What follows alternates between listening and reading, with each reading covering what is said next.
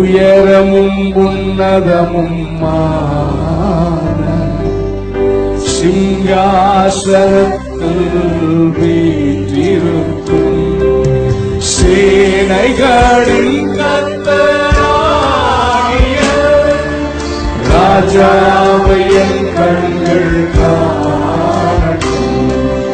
அகிலத்தை வார்த்தையால் சிருஷ்டித்தவர், அகிலத்தை வார்த்தையால் சிருஷ்டித்தவர், சேனைகளின் கர்த்தர் பரிசுத்தர், சேனைகளின் கர்த்தர் பரிசுத்தர்.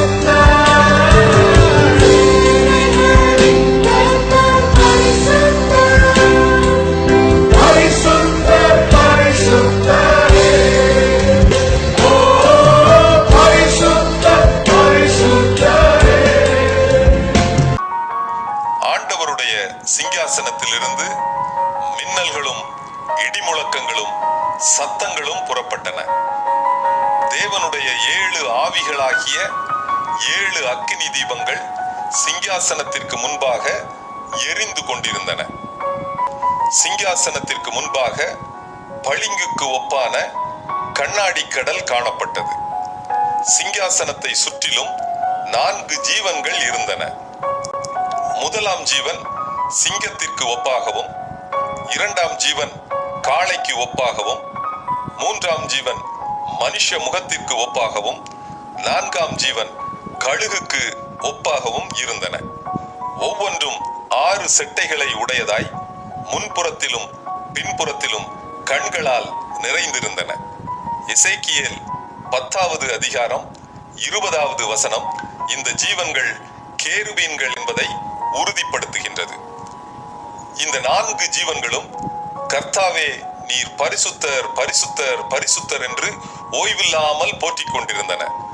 இதை கேட்கும் போதெல்லாம் 24 மூப்பர்களும் சிங்காசனங்களிலிருந்து எழுந்து தங்கள் கிரீடங்களை கழற்றி வணக்கமாய் விழுந்து, கர்த்தாவே நீர் மகிமையையும் கனத்தையும் வல்லமையையும் பெற்றுக்கொள்ள பாத்திரராயிருக்கிறீர் என்றார்கள்.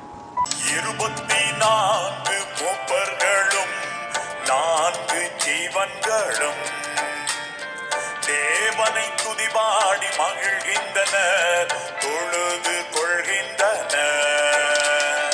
வல்லவரே தேவன் நல்லவரே, சதா காலமும் உயிரோடு இருப்பவரே, நாமும் போற்றி பாடி துதித்து பாடி மகிழ்ந்து கொண்டாடிடுவோம். கண்ணை மூடினேன், உன்னை தேடினேன், என் மனதின் கோயிலிலே உன்முகம் கண்டேன். உன்முக அன்பில் உருகி போகிறேன், எந்தன் மனம் உன் நினைவை பாட கேட்கிறேன். உன்னை கண்ட பின் என்ன வேண்டுவே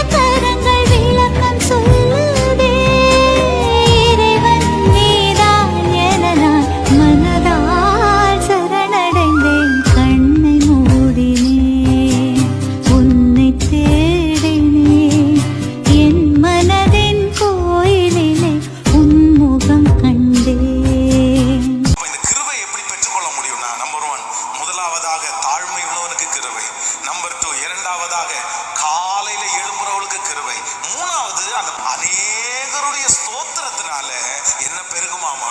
நீங்க குடும்பமா ஒரு ஆளா ஸ்தோத்திரம் பண்ணக்கூடாது. கணவன் மனைவி பிள்ளைகளா உட்கார்ந்து ஸ்தோத்திரம் பண்ணணும்.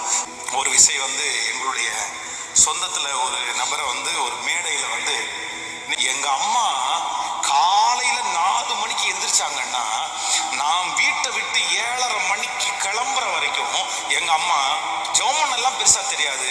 ஸ்தோத்திரம் ஸ்தோத்திரம் ஸ்தோத்திரம், என் பிள்ளை ஆசீர்வதிச்சதுக்காக ஸ்தோத்திரம், பாதுகாத்ததற்காக ஸ்தோத்திரம், இந்த ஸ்தோத்திரம் சொல்லிட்டே இருப்பாங்க. நைட் நான் படுத்துருவேன். நான் 9:30 மணிக்கெல்லாம் படுத்துருவேன். எங்க அம்மா 11:30 மணி வரைக்கும் எங்க அம்மாவுடைய ரூம்ல இருந்து ஒரு வார்த்தை கேட்கும், ஸ்தோத்திரம் ஸ்தோத்திரம். என்னைக்கு எங்க அம்மா என் வீட்டுக்குள்ள வந்தாங்களோ அன்னையிலிருந்து நான் ஆசீர்வாதமா இருக்கிறேன். எங்க அம்மாவுடைய ஸ்தோத்திரம் என்னை வாழ வச்சிருக்கு அப்படின்னு அவர் சொன்னார். பிரமிப்பா இருந்துச்சு. எல்லா ஜனங்களுக்கும் சாட்சி. நீங்க இந்த டிபிஎம் திருச்சபை இருக்க பாருங்களேன். டிபிஎம் திருச்சபையில இப்ப பாத்தீங்கன்னா இன்னைக்கு வேர்ல்டுலயே உலகத்திலேயே அதிகமா நீங்க சென்னையில டிபிஎம் அந்த கிரவுண்டை போய் பாருங்க. நம்ம என்னமோ வந்து இந்த 1 ஏக்கர் கிரவுண்டை வாங்குறதுக்கு அவ்வளோ பண்ணிட்டு இருக்கிறோம். அவங்க வந்து கிட்டத்தட்ட மெயின் சிட்டிக்குள்ளே ஒரு 100 ஏக்கர் வச்சிருப்பாங்க. ஆனா அவங்களுடைய பின்னணி வேற எதுவுமே கிடையாது. எப்ப அந்த சர்ச்சுக்குள்ள போய் பாத்தீங்கன்னாலும் ஒரு 10 பேரு ஸ்தோத்திரம் ஸ்தோத்திரம் ஸ்தோத்திரம் அந்த ட்ரம் அடிச்சு பாடி பாடி பாடி பாடி பாடிட்டே இருப்பாங்க. நான் நம்புறேன் இந்த ஜெபத்துல இருக்கிற ஆண்டவருடைய பிள்ளையே உங்க வீட்டுல கண்டிப்பா ஸ்தோத்திர ஜெபம் கேட்கணும்.